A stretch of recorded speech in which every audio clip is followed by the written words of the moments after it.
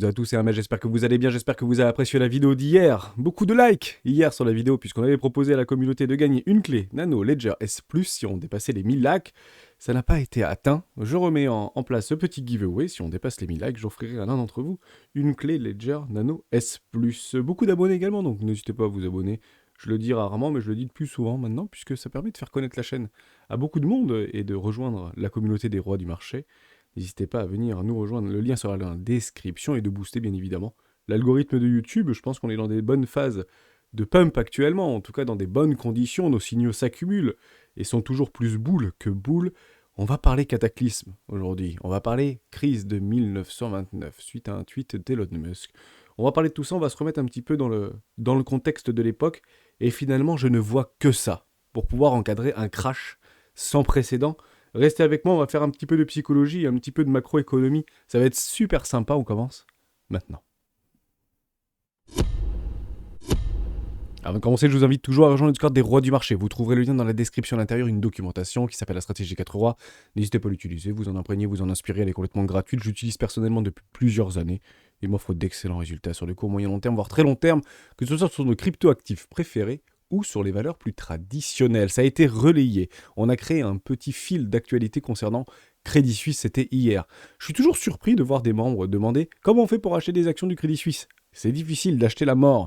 Vous n'achetez que la potentielle news pour pouvoir anéantir ce risque par rapport à une ingérence soit de la Banque Centrale Européenne, soit de la PNS, soit de la Banque Nationale Suisse. Bon, on l'a eu post-clôture, donc on ne pouvait bien évidemment plus spéculer sur cette action-là, puisqu'elle a repris 30% dans la soirée, mais c'est très difficile d'acheter ce genre de truc. Enfin, je comprends pas ce sentiment-là. Je me rappelle que je l'ai eu fait il y a très très longtemps, mais c'est extrêmement difficile et extrêmement risqué de jouer la news. Vous vous rendez bien compte que s'il n'y a pas d'ingérence, s'il n'y a pas de communiqué, s'ils attendent tout simplement quelques jours, hein, surtout les Suisses, hein, généralement les Suisses, ils ne sont pas réputés pour être très impulsifs, très vigoureux, prendre le taureau par les cornes tout de suite. Généralement, on prend quelques jours. Et si on attendait encore quelques jours sur Crédit Suisse, peut-être que vous retrouverez une action de Crédit Suisse à 50 centimes de dollars, ou 50 centimes d'euros. C'est ça, en réalité, ce qu'on pourrait attendre. Je ne suis pas partisan de ça. Et s'il vous plaît, et potentiellement, évitez de le mettre dans le Discord, puisque je ne sais pas ce que je l'empêche ou que je le banne, mais c'est pas rationnel, si vous voulez. On essaye de travailler sur la durée, on essaye de travailler sur de la rationalité, d'essayer d'encadrer des idées d'investissement, sur de la consolidation, sur de la réaccumulation. Crédit Suisse, c'est la mort, et on achète la mort. Et même s'il y a de l'ingérence, et on va le voir ensemble si vous le souhaitez aujourd'hui dans cette vidéo, s'il y a même des injections extrêmement massives pour pouvoir soutenir Crédit Suisse, pour empêcher sa faillite, ne pensez pas que demain, ce sera à 200 dollars l'action. Honnêtement, hein. Je suis même plus partisan d'acheter du Dogecoin ou d'acheter du Shiba, puisque là on travaille plutôt sur un aspect très psychologique et très émotionnel, sur des mêmes coins si vous voulez. Et aujourd'hui, si Crédit Suisse devait faire de nouveaux sommets, ça fait très longtemps qu'il se serait mis en position de faire de nouveaux sommets, mais c'est baissier depuis des dizaines d'années ce truc. Donc faites très attention par rapport à ça, n'essayez pas d'acheter le sang, n'essayez pas d'acheter un rachat. D'ailleurs on parlait de... Et si on nationalisait, parce que finalement... La direction que Crédit Suisse prend, c'est la nationalisation. Je vous le dis, ce sera probablement un rachat de dette et ce sera racheté par l'État, peut-être 1 euro, quoi, ou 1 franc suisse. C'est ça la réalité. Donc tous les investisseurs et tous les actionnaires seront out de toute manière. Ils le sont déjà, les actionnaires. Ils sont déjà out. Les seuls bonhommes qui pouvaient sauver ce truc-là, c'est les Saoudiens. Et ils ont dit hier, c'est pour ça qu'il y a eu une panique, hein, non, on remettra pas au bassinet.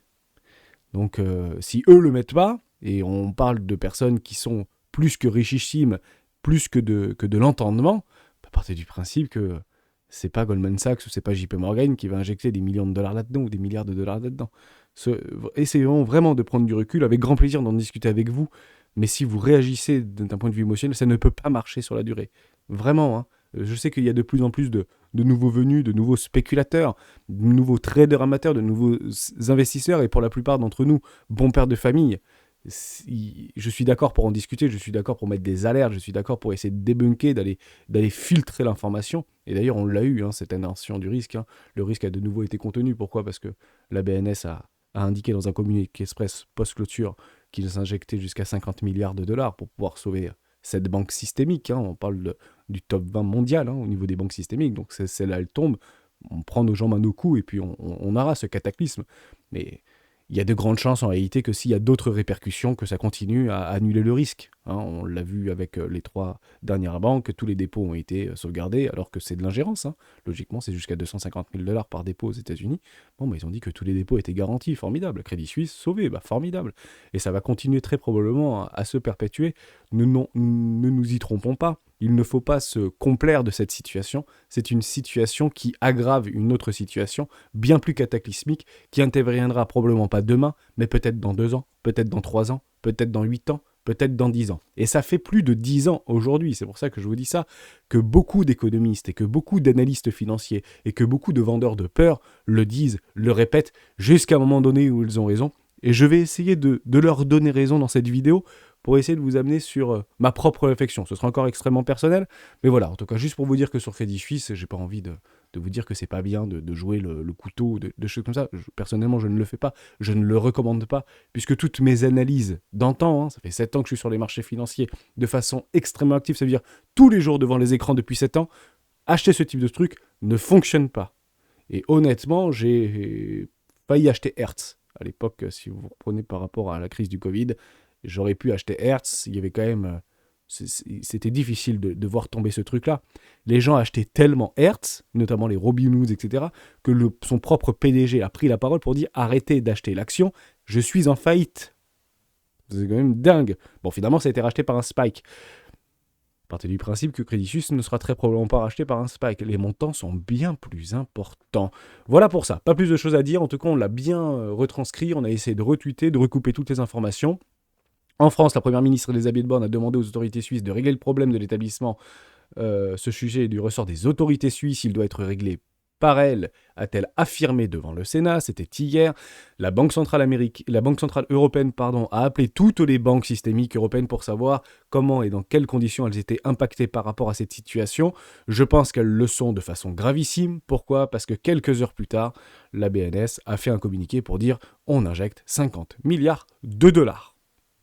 Point. Alors bien sûr, probablement avec la BCE, avec tout ce que vous voulez, on éteint tous les risques. Et il faut partir du principe que ce type d'événement va continuer dans le temps. Il y aura très probablement d'autres banques qui vont être, entre guillemets, accablées, américaines, européennes, autres, bien évidemment, et ce mécanisme va se répéter. Dès lors, on ne peut pas aujourd'hui penser d'un point de vue rationnel, même si c'est grave en fait, en réalité, ce qui se passe, hein, ne nous y trompons pas, mais on ne peut pas partir du constat que la plus grande crise de tous les temps, comme 1929, sera causée par la banque, ou par une banque, ou par... Non, ils annulent le risque en permanence. On va finir par s'en complaire. C'est pas ce qu'il faut faire, mais il faut prendre la statistique, si vous voulez, la probabilité. Et la probabilité, c'est qu'ils sauvent toutes les banques, tout simplement. Sinon, ils l'auraient déjà lâché depuis longtemps. Et oui, ça aurait fait probablement à Lehman Brothers. Voilà, pas plus de choses à dire, le risque a été éteint. Merci à vous, entre guillemets, hein, comment on annule une dette avec plus de dettes, bien évidemment, comment on sauve quelque chose avec plus d'impression monétaire. Et sortez le bazooka, si vous voulez, à monnaie, et évitons un cataclysme bancaire, bien évidemment. Et on commence à d'ailleurs se dire que tout ce qui est en train de nous arriver actuellement, c'est uniquement et essentiellement dû à l'augmentation des taux. C'est pas faux. Hein, effectivement, ça a une forte pression, notamment sur les bons du Trésor, par rapport à l'augmentation des taux, et ça rogne complètement par rapport à la disponibilité des liquidités que ces banques, en fait, usent pour pouvoir s'équilibrer, et pour pouvoir, justement, subvenir à ces formes de risque. Pourquoi ? Parce que les bons du Trésor, de la BCE, de la banque, de la Fed, etc., ou de l'État américain, hein, les bonds, sont réputés pour nos risques, quoi. C'est zéro risque. Ouais, mais quand vous augmentez les taux de 700%, en réalité, votre moins-value sur immobilisation de ces dettes-là explose. Hein, on parle de près de peut-être 1000 milliards, et je pense que c'est plus, pour être tout à fait honnête avec vous, si aujourd'hui il y avait un cataclysme financier, ce serait un vrai cataclysme financier, bien pire que 2008. Et ils le savent. Le fait de le savoir, ça ne peut donc très probablement pas venir de là. Voilà, c'est juste... Donc il faut essayer de trouver d'où ça pourrait venir, et on va essayer, pourquoi pas, d'en parler ensemble. Premier arrêt au niveau de Bitcoin, parfaitement... maintenu, hein, voilà, c'était ici, dans la journée d'hier, on a repris un petit peu de poil de la bête, donc plutôt intéressant à observer. Si vous voulez potentiellement shorter, et je sais qu'il y en a beaucoup qui sont encore verts, et puis vous avez peut-être probablement raison, mais l'objectif c'est pas de raison, c'est de gagner. Attendez juste, on donne une consolidation, une réaction haussière, on vient potentiellement sortir quelques boules, et puis derrière vous prendrez soit le break, soit vous allez chercher une zone de rechargement de vente logique très court terme pour aller casser les plus bas et se retrouver où ça dans une zone de rechargement d'achat court terme entre les 22 000 $ potentiellement et les 21 000 $. C'est ça qu'il faut jouer, donc difficile d'empiler des shorts soit au nord, soit au sud, parce que généralement, il y a les deux qui se font exploser. Vous aurez le 22 mars prochain la décision de la Fed. Actuellement, on est toujours sur un consensus à 0,25 points. Tous les risques systémiques, dits bancaires ou financiers, sont annulés systématiquement par l'ingérence des banques centrales et des banques d'État. Donc, est-ce que c'est une bonne chose? Oui, puisque sinon on aurait d'autres problèmes à se poser, pour être tout à fait franc avec vous, et ils ne l'accepteront pas. Ils ne l'acceptent tout simplement pas. Dès lors, ils ingèrent tout simplement dans les banques, et c'est une forme aussi de contrôle, bien évidemment. Donc si vous voulez potentiellement jouer, pour les autres, ma foi, nouveau plus haut, continuation de la dynamique tendancielle de fond très court terme, on peut très bien aller retrouver de la poche de liquidité, de la prise de liquidité pour retourner ce marché. Bon, ça va être chop-chop, et puis on attendra un vrai directionnel, et les clôtures seront importantes. Ce qu'on veut, en fait, c'est de clôturer allègrement au-dessus des 25 000 $ pour cette clôture en weekly, pour avoir plusieurs indicateurs et de nouveaux indicateurs qui s'accumulent pour dire, ok, on a piégé tous les bears. Voilà, si vous voulez à ce moment-là continuer cette magnifique lancée haussière, cette prise de liquidité qui a été relativement forte, plus de 500 millions de $, on parle de plus de 500 millions de $ de liquidation, donc il n'y a plus beaucoup d'acheteurs dans ce train. Les acheteurs se positionnent où? Généralement très proches des précédentes mèches, des précédents creux. On peut faire quelque chose comme ça, on clôture là-haut, et honnêtement, ce ne sera pas bearish l'histoire, tout simplement. Si on vient, les clôtures sont les plus importantes. Moi, je regarde clôture daily et clôture weekly, voire clôture mensuelle. Si on clôture au-dessus des 25 000 $ en mensuel, ce sera vraiment pas bullish, vraiment pas bearish l'histoire. Soyez complètement rassurés par rapport à ça. Et tout ce que je vais vous dire dans cette vidéo va dans le sens où on va faire probablement de nouveaux sommets, pas demain, mais on se dirige vers probablement de nouveaux sommets, quels que soient les indices, quels que soient les crypto-actifs, ou quels que soient les crypto-actifs. Beaucoup ne les feront pas, bien évidemment, mais dans le total market, nouveaux sommets, et dans beaucoup d'indices, nouveaux sommets également. En tout cas, c'est probablement dans cette direction-là qu'on se dirige. On repart le 24 octobre 1929. C'était le jeudi noir à Wall Street. Twitter, Elon Musk, pardon, sur Twitter, l'a tweeté. Et c'est vrai qu'il y a des similitudes par rapport à 1929. En fait, de quoi il parle par rapport à ces similitudes? Je vous remets en fait dans le bain de 1929. Je vous le dis franchement, on était sur des nouveaux sommets historiques. La bourse avait pris en l'espace de quelques mois plus de 250%. Tous les Américains, ou beaucoup d'Américains, faisaient des crédits pour acheter des actifs financiers. Aujourd'hui, c'est devenu interdit, mais à l'époque, ce ne l'était pas. Tout allait bien dans le meilleur des mondes. Les taux de crédit étaient les plus bas historiquement vus. On était de l'après-guerre. Pour relancer l'économie, on baissait les taux à des plus bas niveaux historiques. L'argent pour pouvoir investir, ou pour pouvoir acheter du bien immobilier, ou pour pouvoir acheter des denrées, ou pour pouvoir acheter des véhicules, ou pour pouvoir acheter tout ce que vous voulez, était à disposition de la grande majorité, à l'époque des Américains, je parle. Donc c'était extrêmement facile. C'est très drôle de dire ça, puisque l'accès facile au crédit, c'est exactement ce qu'on a retrouvé pendant 2020 et 2021 vis-à-vis du Covid. On a des taux qui étaient négatifs quasiment. On a des taux immobiliers, pour ma part, je suis à 1,4 par exemple. D'autres de mes connaissances sont en dessous des 1% sur 20 ans par rapport à leur taux de crédit. C'est du quasi jamais vu. Donc l'argent facile est une similitude par rapport à 1929, ou à cette grande crise potentielle de 1929. Il y avait d'autres similitudes. C'était un ralentissement, et ça, tout le monde disait, personne ne l'a vu venir. Oui, vous n'aviez pas les mêmes données statistiques et les mêmes outils statistiques pour voir ces baisses-là. Généralement, si on ne vous le dit pas sur les journaux, à l'époque, on peut prendre le Wall Street Journal, je ne sais même pas si ça existait, je crois que oui, 1896 90, je ne sais plus. Bon, si vous prenez les grands médias de l'époque, si on ne vous dit pas qu'il y a une baisse au niveau de l'automobile, une baisse au niveau de l'immobilier, une baisse au niveau de tout ça, donc après avoir en fait injecter des sommes folles et avoir des crédits entre guillemets très faciles, que ce soit la consommation, que ce soit immobilier, pour une grande partie des gens, évidemment, à un moment donné, il y a une forme de plateau et après une décroissance. Et ça, c'est un phénomène qui s'était passé en 1929, donc une diminution des ventes automobiles, donc de la production automobile, une diminution et un ralentissement au niveau de l'immobilier, à la fois du neuf et l'ancien. Alors, allons-y au niveau au niveau de l'immobilier et au niveau des permis de construire, etc. Permis de construire, c'est fort déclin. Hein, c'est quand même en fort déclin. On a vraiment les dernières données. Hein. On retrouve par rapport à 2008, si on reprend, on n'a pas le maximum de 1929, je ne l'ai pas, mais grosso modo, vous prenez quelques crises, hein, les crises des années 80, la crise des années 90, la crise des années 73, etc. Bon, on est sur une pente glissante actuellement des permis de construire. Pourquoi? Vous allez me dire, mais c'est normal Hermès, les taux sont délirants. Ouais. Ben, je suis d'accord avec vous, hein. On le constate, on ne fait le constater, on essaie de trouver des fractales, des formes de similitudes. Donc ça, c'est par rapport au permis de construire. Vous avez aussi, au niveau des maisons, vente de maisons dites existantes, en somme, les maisons déjà construites. Vous avez un fort déclin. On retrouve des niveaux de 2008 par rapport à la vente de maisons. Ben oui, le crédit est de plus en plus cher, et c'est très difficile de pouvoir investir, et puis le prix de l'immobilier est encore très haut aux États-Unis. Donc vous avez une diminution. Dès lors, on constate, comme en 1929, dans cette période de grande crise de 1929, un ralentissement au niveau de l'immobilier ou un ralentissement au niveau des ventes automobiles. Si vous reprenez aussi les ventes automobiles, vous avez des choses qui sont extrêmement intéressantes. C'est par rapport aux immatriculations et par rapport au nombre de stocks. Automobiles, c'est en décroissance. Regardez au niveau des immatriculations, c'est délirant, hein, en termes de baisse. Hein. Et ça augmente de façon extrêmement forte les stocks. Vous prenez les stocks par rapport aux Américains, aux États-Unis, c'est assez impressionnant. Hein. On est sur des niveaux historiquement hauts par rapport aux années 2008, par rapport aux années 2010, par rapport aux années 2000. Waouh! Il faut les vendre, ces bagnoles. Il faut réellement les vendre. Alors généralement, pour les vendre, vous faites des remises. Et d'ailleurs, on voit bien que Tesla doit avoir un peu de stock, pas particulièrement, puisqu'il continue à faire des remises sur ses modèles 3 notamment. Mais ça ne veut pas dire que c'est la fin du monde. Hein. Ça veut juste dire qu'on est en train de constater des similitudes par rapport à 1929.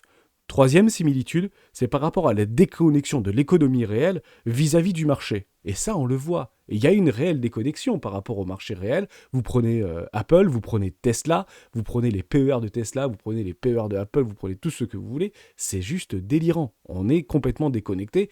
Et d'ailleurs, on se complaise dans ce narratif-là. Oui, mais on le sait que le marché est complètement déconnecté de la réalité. Ouais, mais c'est pas bon quand même. Il ne faut pas se dire que c'est normal. Ce n'est pas normal. Et vous avez en fait une forme de similitude par rapport à une augmentation de plateau vis-à-vis de 1929. Parce qu'on avait à peu près augmenté de 250% en 1929, on a à peu près augmenté de 230% dans les années entre 2015 et 2023. Impressionnant, hein, ces formes de similitude. Et on peut se penser qu'on est dans une forme de bulle de toutes les bulles. Ok, on continue par rapport à tout ça, vis-à-vis de d'autres éléments. La différence entre 1929, 2008 et potentiellement 2023, 2024, 2025, 2026, on ne sait pas, hein, c'est toujours la même chose au niveau du cataclysme. En 2008, c'est pas la déconnexion de l'économie réelle par rapport au marché réel qui a été la cause ou le déclencheur, c'est venu de la finance qui a impacté l'économie réelle. La fameuse explosion des subprimes ou l'explosion de la bulle immobilière, la crise financière, la crise de dette, la crise des dérivatifs, la succession de problèmes. Si vous voulez, on peut parler de façon extrêmement simple. Dès lors, on sait ce qui s'est passé en 2008 et on est en train, aujourd'hui même, peut-être avec des niveaux de valorisation historiquement plus élevés, des niveaux de dette historiquement plus élevés, mais on connaît l'origine du problème et on l'annule, on l'étouffe, on le tue. Ce problème-là. Donc on ne pourra très probablement, et je dis très probablement, c'est 96,8% de chance, je calcule de tête, vous allez rigoler, mais ça ne peut pas revenir par rapport à une crise dite financière qui viendrait au sein même de la finance. Parce que même s'il y a une explosion de la bulle des dérivatifs qui est probablement l'espèce de détonateur que tout le monde voit depuis maintenant plus d'une dizaine d'années, hein, soyez complètement convaincus par rapport à ça, la bulle des dérivatifs, ça fait depuis 2012 que je le vois quotidiennement dans mon fil d'actualité. Tous les jours, je vois ce risque systémique d'expansion de la bulle des dérivatifs. Et ben on injectera tellement de millions, de milliards, de tout ce que vous voulez, que ça n'arrivera très probablement finalement pas. Il y aura peut-être des sanctions, il y aura peut-être de la volatilité, il y aura peut-être des mouvements, mais ce ne sera très probablement pas le déclencheur, si vous voulez, puisque on l'attend tellement depuis longtemps que ça ne peut pas venir probablement de là. Pourquoi ? Parce que les vrais signes noirs, les vrais cataclysmes viennent de nulle part. C'est quelque chose malheureusement que nous n'avons pas identifié. J'ai pas trop envie de me perdre et j'ai envie vraiment de garder ce fil-là. Je vous ai parlé automobile, ralentissement, etc. par rapport aux similitudes. Vous avez d'ailleurs, par rapport à ça, la Fed qui a tweeté rapidement, hein, c'était hier, par rapport à JP Morgan, que JP Morgan détient 2000 milliards de fonds de réserve de la Fed à injecter directement dans l'économie en cas de problème. Enfin, vous voyez que ce risque est complètement annulé. On parle de 2000 milliards de dollars de liquidités disponibles à injecter en un claquement de doigts directement pour stopper tout risque systémique. on a injecté 25 milliards pour Silicon Valley Bank, pour Signature Bank et pour Silvergate. On a de la place, hein. On parle de 2000 milliards de dollars qui pourraient être injectés directement par le biais de JP Morgan. Il y a des signes inquiétants et vous avez raison. Des signes inquiétants par rapport au 440. On le voit ici, par exemple. Parce qu'on en a pas mal parlé, on l'a pas mal tweeté. Je vais essayer de reprendre mon petit 440 préféré. Il est par là. Voilà, juste ici. On a fait un petit drawdown sur le CAC 40. On est relativement éloigné au niveau de notre premier arrêt, donc aucune inquiétude par rapport à ça. Tant que le premier arrêt tient par rapport à tout le précédent mouvement, le plus probable, qu'est-ce que c'est de faire un nouveau plus haut. Ça a surtout été soumis par rapport aux bancaires, ça c'est la première chose, mais également aux grosses valorisations type Total Energy, qui a perdu 6% hier. Donc, je ne vais pas regarder post-close, mais 6% hier ou 5% hier. Pourquoi ? Parce qu'il y a des alertes, et des alertes de potentielle récession par rapport à Lucky Wall. Ça, il ne faut pas l'oublier. On vient de casser les plus bas, et on a clôturé, et on est en train potentiellement de clôturer en semaine, en weekly, en dessous des 75 $. Je vous ai dit qu'on avait un atterrissage très proche, ici, des 65, 70 $. Tant qu'on y restait, c'était pas très très grave. On peut retracer de moitié en moitié moins de temps. Ça, c'est pas quelque chose qu'il faut enlever. Donc, on y est, hein, sur les fameux 0,50, on va le mettre d'ailleurs ensemble juste ici. Voilà, on va le mettre en bleu, c'est pas très grave. On est sur les 0,50. Donc un marché peut retracer de moitié moins de temps. Ce que moi je veux observer maintenant, pour annuler le risque, c'est ce type de choses. Je ne veux pas voir ce type de choses. Parce que ceci est clairement une récession promise. Hein. C'est généralement les premiers trucs qui prennent un coup, c'est ça. Hein. C'est généralement les matières premières, et notamment au niveau du Brent, tout simplement. Donc c'est warning. C'est donc un warning de signe récessionniste. Comment on annule un signe récessionniste? En baissant les taux, généralement, et en réinjectant de la liquidité dans l'économie. C'est à peu près comme ça qu'on fait. Néanmoins, Jérôme Powell n'est pas trop d'accord avec ça. Dès lors, je ne suis pas contre les drawdowns, de retrouver des moins 10% ou des moins 12% sur les indices et sur Bitcoin, ou moins 20% sur Bitcoin. Très clairement, ça ne me dérange pas. Mais de là à observer un moins 75%, j'en doute très fortement. Par rapport à tout ce que je vous ai dit précédemment. Vous aviez aussi, par rapport à Over, le président d'après-crise de 1929, des mécanismes qu'ils avaient mis en place pour pouvoir relancer l'économie. On va parler de l'augmentation des droits de douane. Trump, d'ailleurs, avait essayé de le faire. C'est plutôt en réaction par rapport à l'Asie et par rapport à l'Europe. On avait décidé de faire un impôt sur les GAFAM, et puis il a dit je vais te taxer de 100% tes vins français, ou tes bordelais, ou tes vins de Bourgogne. Bon, finalement, on a plutôt trouvé des accords. Mais vous aviez une augmentation des droits de douane pour éventuellement relancer une forme d'économie. C'est pas ce qu'on est en train d'observer. Vous aviez également une diminution au niveau des importations. Diminution des importations permettait en fait de relancer son économie intérieure. Et vous avez le rapatriement très fort au niveau des capitaux. Ce qui est très drôle dans ce que je viens de vous dire, et ça c'était post-1929, donc c'était après le grand crack ou la grande dépression de tout ce que vous voulez, ce sont déjà des mécanismes qui se mettent en place. Vous avez ici au niveau des importations qui sont extrêmement élevées. Si on prend la balance commerciale américaine, elle est fortement négative. C'est pas forcément bon, mais c'est une économie de dette. Donc en fait, les États-Unis, vous pouvez avoir une balance négative, c'est le dollar en fait qui règne en maître sur la planète. Donc je vais vous dire que c'est pas très grave. Importation en très légère décroissance, ça c'est quelque chose qu'on arrive à bien à visualiser. Et deuxième chose, au niveau du dollar index, le grand gagnant de tout ce risque en réalité par rapport à cette petite déviance ou défiance vis-à-vis du système monétaire, c'est que le grand gagnant, la grande valeur de réserve, a été le dollar. Donc on a bien récupéré en amont, donc on a en fait pressé un petit peu les événements pour dire que les États-Unis ont réussi à récupérer une très grande partie des capitaux, qui vont très probablement revenir sur leur sol d'ailleurs in fine. Hein. D'ailleurs les Chinois ont déjà commencé à envoyer des sacs de dollars ou achètent de l'or pour diminuer leur balance commerciale, etc. Donc on le voit également et on l'observe. Donc beaucoup de capitaux sont déjà en amont revenus en réalité aux États-Unis. Donc les mécanismes de relance qui avaient été proposés par Hoover, on les observe déjà pendant que ça se passait. Dès lors, on ne va pas réagir par rapport à ce qui s'est déjà passé. On le constate aujourd'hui. C'est ce qui permet en fait de maintenir les marchés, tout simplement. Ça, je pense que c'est vraiment, est vraiment très important à comprendre. Moralité. Qu'est-ce qu'on attend? C'est quoi en fait ce déclencheur par rapport à un cataclysme financier de tous les temps? Moi, j'ai quelques toutes petites idées. Je pense franchement que ça pourrait probablement venir. C'est toujours beaucoup de conditionnels là-dedans, mais vous avez compris l'idée. Ça peut réellement venir du peuple, ça peut vraiment venir du consommateur. Si on continue sur ces très hautes valorisations de taux par rapport aux Américains, c'est clairement l'explosion de la dette de crédit et des crédits revolving américains. Et on mettra la dette étudiante avec si vous voulez, et ça n'arrange pas tout ce qui est taux variable.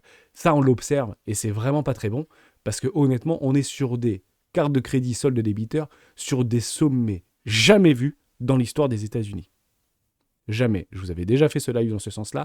Ça peut clairement venir de là.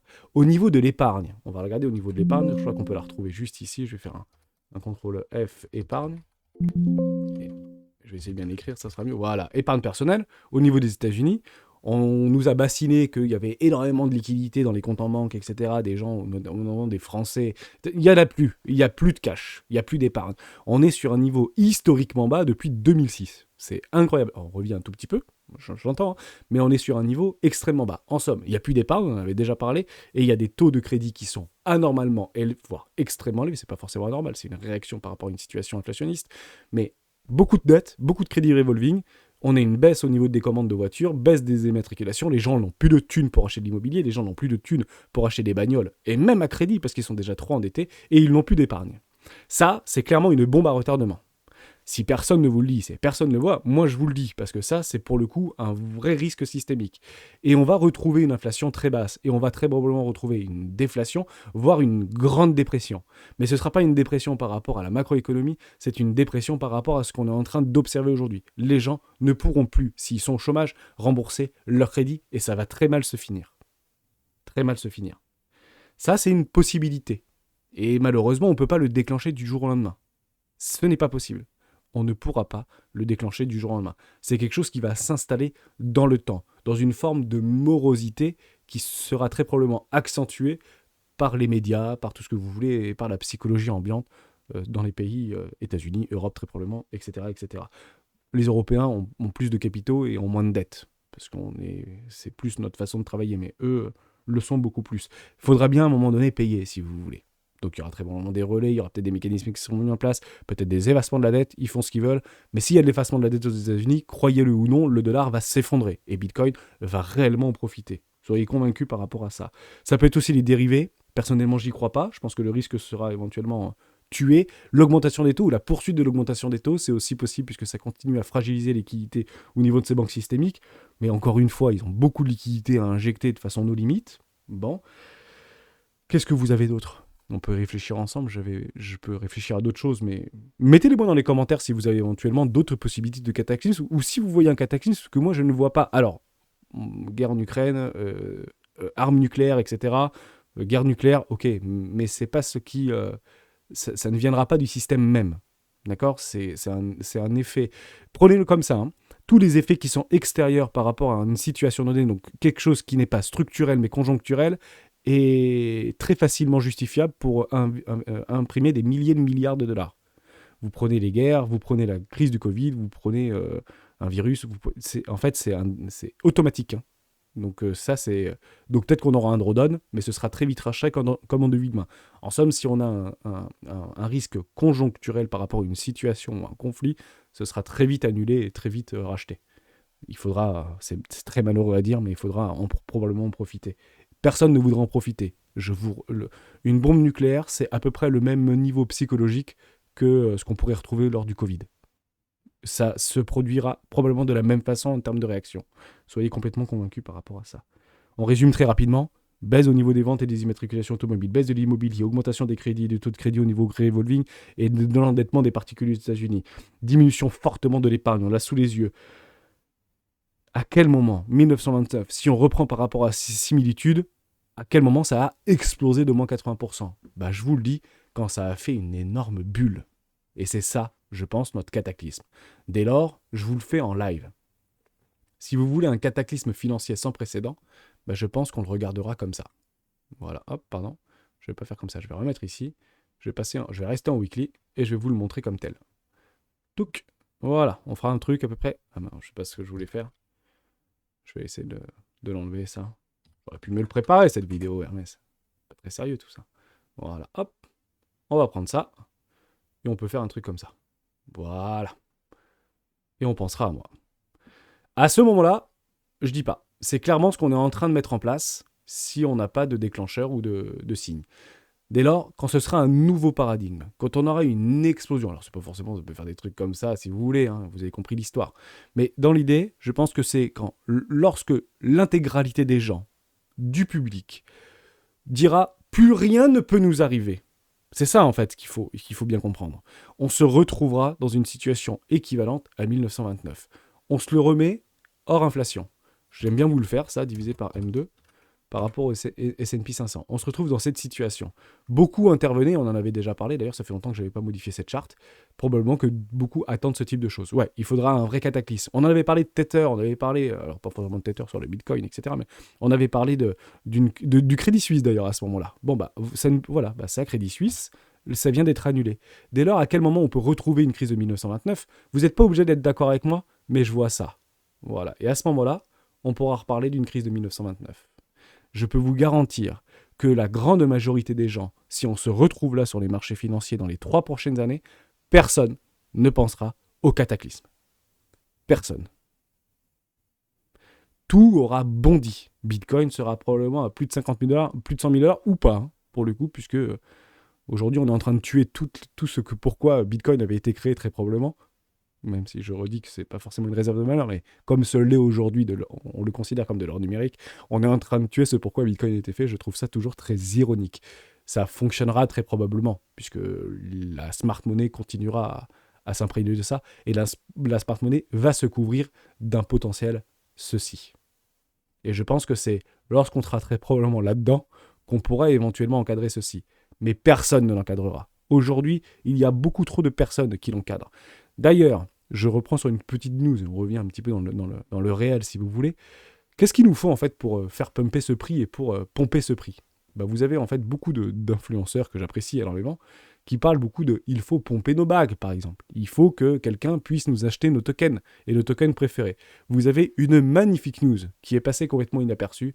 Elle est ici. Fidelity, donc c'est un fonds d'investissement, un fonds d'actifs, ils ont je crois 4 000 milliards de dollars sous gestion, a été discrètement mise en ligne au niveau de la crypto, donnant à des millions de clients, on parle de plus de 50 millions de clients de détail, un accès au Bitcoin et à l'Ether.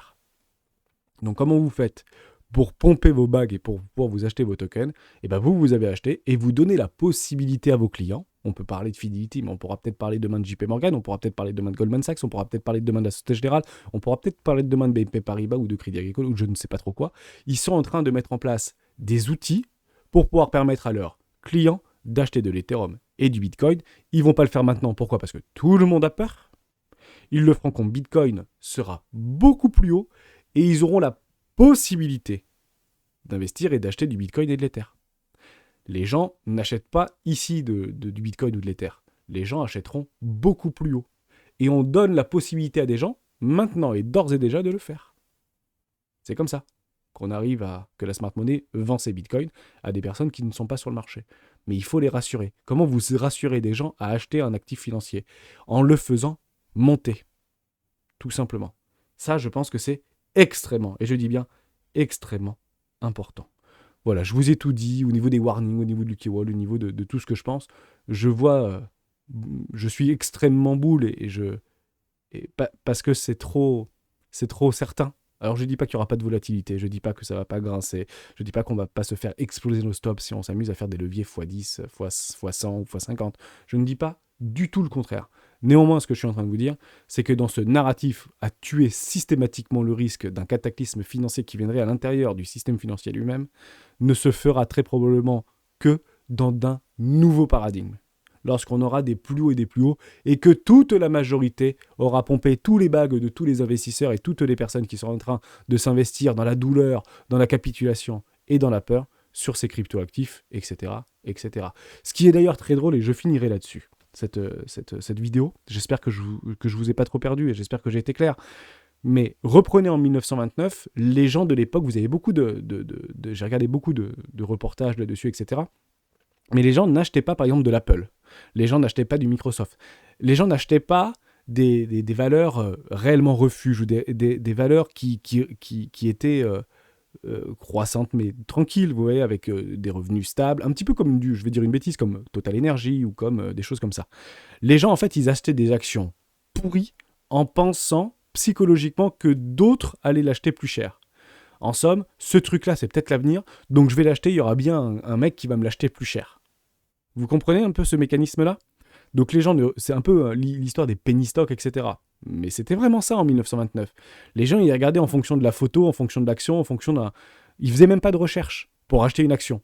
Ils disaient, bah tiens, ça c'est pas mal, ça c'est pas très cher parce que je suis un génie, donc je vais acheter des trucs qui sont en train de mourir, et il y en a bien un qui va me l'acheter beaucoup plus cher, etc. Donc les gens investissaient des milliers de dollars, et les milliers de dollars de l'époque, c'est pas les mêmes milliers de dollars d'aujourd'hui, comprenez-le bien comme ça, et bah ils essayaient de faire pumper ces bagues-là pour dire, ouais mais il y a bien un mec, parce que c'est une jolie histoire, parce que c'est une boîte qui peut-être ne vaut probablement rien, ce truc est en train de mourir, c'était pire qu'un penny stock de l'époque, mais les gens en fait se mettaient dedans et faisaient pumper des cours de 100, 200%, etc. Mais on n'est pas là-dedans actuellement sur les crypto-monnaies à acheter des tokens sans même pour autant regarder juste le titre du token et ce dans quoi on est en train d'investir. On est en train de créer cette bulle des crypto-monnaies. On est dedans en fait, on est en train de la créer aujourd'hui. On n'achète pas forcément une crypto en fonction de ce qu'elle nous inspire, en fonction de ce qu'on voit dedans, par rapport à son utilité prochaine. On est en train de dire, tout le monde parle de Shiba, donc je vais acheter du Shiba, il y a bien un mec qui va me l'acheter plus cher mon Shiba. Je ne dis pas que ça ne marche pas. Je dis que ça peut marcher pendant peut-être 5 ou 6 ans. Mais à la fin, il n'en restera très probablement qu'un. Les plus résilientes, les plus utiles, les plus utilisées, en fin de compte, et les plus, pas forcément les plus capitalisées, mais les plus prometteuses. Celles qui auront réellement, vraiment des génies derrière, des vrais talents derrière. Parce que ne nous trompons pas, des Apple et des Microsoft, il y en a des centaines qui se sont créés dans les années 70 et 80. Des centaines. Aujourd'hui, vous ne savez plus du tout ce que c'est. Lors de la bulle des dot-com, il y a eu des centaines de startups, qui ne s'appelaient probablement pas des startups à l'époque, mais des petites entreprises et des petites PME dans l'informatique qui allaient révolutionner le monde. Il y en avait des centaines. Parce que les capitaux drainaient en leur direction. Aujourd'hui, est-ce que réellement les capitaux naviguent et les capitaux sont réellement drainés par le marché des cryptos? Non. Absolument pas. On est entre nous, on pèse 1000 milliards de dollars, c'est une pincée de sel par rapport à... Vous avez compris le truc. Il n'y a pas de public là-dedans. Il y a 3% de personnes qui se battent en duel. Et on est content d'observer un bitcoin à 20 000 dollars. Mais que nenni. Demain, ce sera pas... Les gens, ils se battront pour acheter du bitcoin à 200, peut-être 250 000 dollars. Même si ça vaut rien. Même si c'est un scam, même si c'est le plus gros Ponzi planétaire, etc. Ouais, mais ne vendez pas maintenant. Vendez-le quand... Et honnêtement, on le vendra très probablement pas. C'est probablement ça que je suis en train de vous dire. Si ce truc commence à partir tout de moon, parce qu'on a des similitudes avec 1929, et il faudra un réel cataclysme par rapport à la cupidité du public pour pouvoir faire retourner ces marchés, qui conduira bien évidemment à des faillites en cascade, à une reprise du réel, à tout ce que vous voulez, et ben ce sera probablement là-dedans. Et là, je dis, ok, c'est peut-être un peu bullesque l'histoire.